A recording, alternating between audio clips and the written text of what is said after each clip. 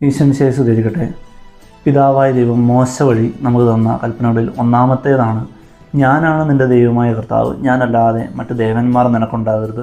പുറപ്പാടിൻ്റെ പുസ്തകത്തിൽ 20-ാം അധ്യായത്തിൽ നമുക്കത് കാണാം. ഈ കൽപ്പന നമ്മൾ ഒത്തിരി പരിശോധിച്ചതാണ്. പ്രിയപ്പെട്ടവരെ, ഒരു ഉദാഹരണം വഴി നമുക്കിതിൽ നിന്ന് പരിശോധിക്കാം.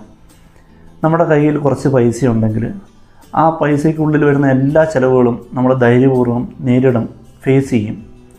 അതിൽ കൂടുതൽ ചിലവുകൾ വരുമ്പോഴാണ് നമ്മൾ അടിപതറാറ്.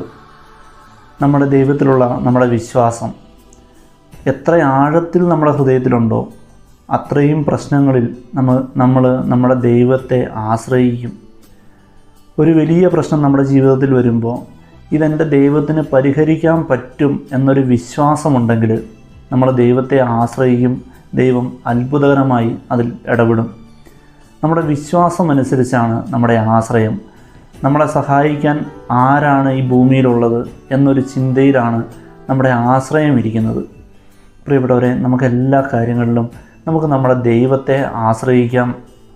യേശയ്യായുടെ പുസ്തകം 63-ാം അധ്യായം 9-ാം തിരുവചനത്തിൽ നമുക്കൊരു വചനം കാണാൻ പറ്റും. അവരുടെ കഷ്ടതകളിൽ ദൂതനെ അയച്ചില്ല, അവിടുന്ന് തന്നെയാണ് അവരെ രക്ഷിച്ചത്. എന്ത് പ്രതിസന്ധി വന്നാലും എന്നെ തള്ളിപ്പറയാത്ത, എന്നെ ചേർത്ത് പിടിക്കുന്ന, എൻ്റെ പ്രശ്നങ്ങൾ പരിഹരിക്കാൻ പറ്റുന്ന, എൻ്റെ പ്രശ്നങ്ങൾക്ക് മേൽ എനിക്ക് നടക്കാൻ പറ്റുന്ന രീതിയിൽ എന്നെ താങ്ങി നിർത്തുന്ന ഒരു ദൈവമാണ് എൻ്റെ ഉള്ളിലുള്ളത് എന്ന ഒരു തിരിച്ചറിവിൽ നിന്നാണ് 1-ാം പ്രമാണം യഥാർത്ഥത്തിൽ മാംസം ധരിക്കുക. Praise the Lord. ഹല്ലേലൂയ.